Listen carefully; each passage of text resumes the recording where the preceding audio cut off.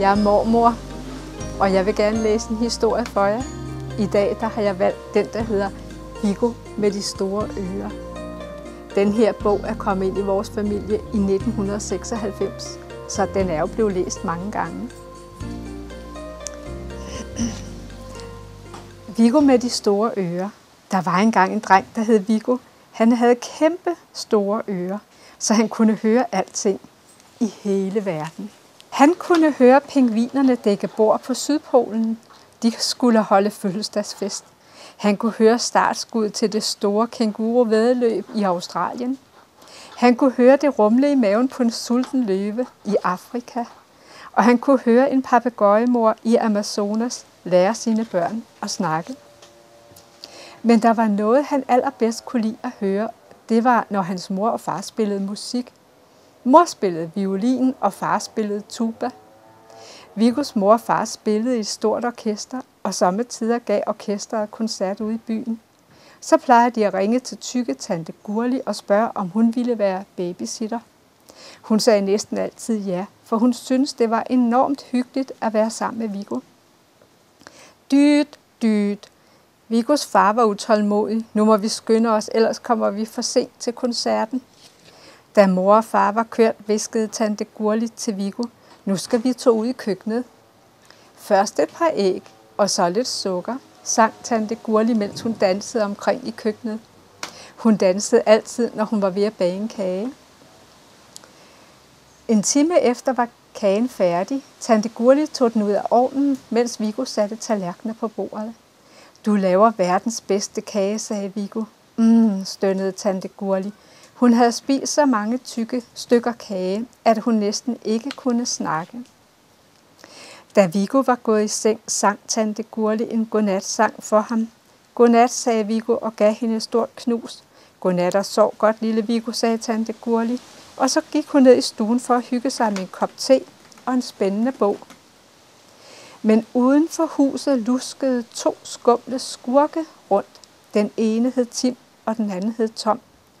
Du Tim, sagde Tom, er det her, han bor, ham knægten med de store ører? Fladpande, sagde Tim vredt. Tænk, hvis han hører os. Vi må slå en klo i ham, før hans forældre kommer hjem. Se, der er nogen inde i stuen, sagde Tom og pegede på tante Gurlis skygge. Tim smilede snedigt og sagde, tag det roligt, det er bare babysitteren. Hende ordner vi som ingenting. Tænk bare, sagde Tom og grinede lusket. Når vi har fanget knægten med ørerne, så kan han høre politiet komme, og så kan han fortælle os det. Og så kan vi stikke af, før de fanger os, sagde Tim. Har du husket rebet? Ja, og saksen. Saksen? Hvad i alverden skal du med en saks? Tim stirrede forbløffet på Tom. Klippe ørerne af ham? Selvfølgelig. Så slipper vi for at tage hele knægten med. Fladpande, sagde Tim vredt. Uden knægten er ørerne jo ingenting værd. Så listede de op imod huset. Tim ringede på døren. Tom stod klar med rebet. Tante Gurli åbnede forsigtigt døren og kiggede ud. Og før hun kunne nå at tælle til 3, havde skurkene kastet sig over hende.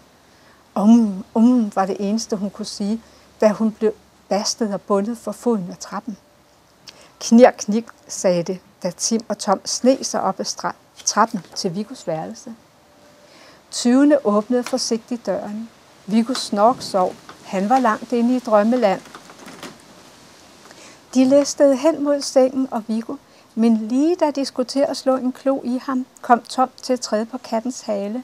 Miau, skreg den, og Viggo vågnede. Han hoppede ud af sengen med et sæt. Grib ham, råbte Tim og Tom i munden på hinanden. Men Viggo smuttede fra de skumle skurke. Han klatrede op i vindueskarmen. Vinduet stod åbent. Han var ude at tisse i bukserne af skræk. Tyvene kom nærmere og nærmere. Hvad skulle han dog gøre? Han blev helt svimmel, da han så ned mod jorden. Der var alt for langt til at springe. Men, nej, Tim og Tom kom nærmere og nærmere. Men lige da de skulle til at gribe ham, snublede Tom og stødte ind i Viggo, så han faldt ud af vinduet. For hulen, skreg skurkene. De fulgte Viggo med øjnene, mens han styrtede mod jorden langt nede.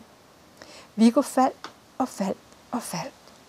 Men lige før han ramte jorden, blev han så bange, at han begyndte at blafre med ørerne, og til sin forbavselse opdagede han, at han kunne flyve. Flyve ligesom en fugl. I begyndelsen var det svært, men han lærte det hurtigt. Viggo fløj både højt og lavt, ud og ind mellem skyerne. Fuglene blev helt forskrækkede. De havde aldrig før set en flyvende dreng. Han fløj over skove og bjerge, over byer og badestrande. Viggo fløj helt ned til Sydpolen. Han kom lige i tide til pingvinernes fødselsdagsfest. Men der var så koldt, at han hellere ville til Australien og være med i det store kænguruvæddeløb.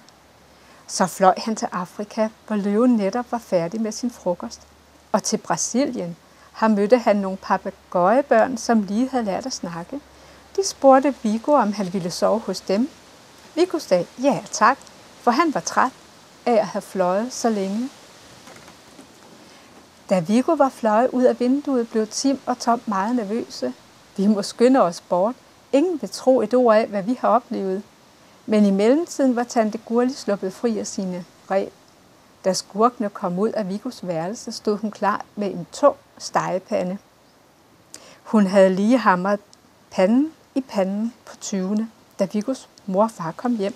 Men hvad er dog det, udbrød Viggos far. Det er nogle 20-knægte, sagde tante Gurli. Bind dem, mens jeg går ind og ser til Viggo. Men Viggo var væk. Ja, han lå jo og sov i en papegøjerede i Brasilien, helt over på den anden side af jorden. Han vågnede ved, at nogen græd langt borte. Da, sagde Viggo. Det er tante Gurli, der græder. Jeg må skynde mig hjem, alt hvad jeg kan. Hjemme hos Viggo var der stor opstandelse. Tante Gurli græd så meget, at der næsten var oversvømmelse. Viggos mor og far skældte 20. ud. Hvis I ikke straks fortæller os, hvor Viggo er, så ringer vi til politiet. Men det passer, hvad vi siger, sukkede Tim. Han fløj sin vej, og Tim, han nikkede. I det samme kom Viggo flyvende ind af vinduet. God aften i stuen, råbte han, og fløj en æresrunde, før han landede. Min egen lille Viggo, råbte tante Gurli begejstret og klemte Viggo så kærligt, at han næsten mistede pusten. Men hans mor og far kunne ikke få et ord frem. De var helt rundt på gulvet. Psst, hviskede Tim. De lægger ikke mærke til os nu. Kom, vi stikker af. Mens de spiste resten af tante Gurlis kage, fortalte Viggo om alt det, han havde oplevet. Om pingvinerne og kænguruerne, og løven og de flinke papegøjer, og om hvordan han havde fløjet med sine store ører, og om en hel masse mere. De voksne sad helt stille og lyttede til Viggos beretning. De kunne næsten ikke tro deres egne ører. Snip, snap, snude, så er den historie ude.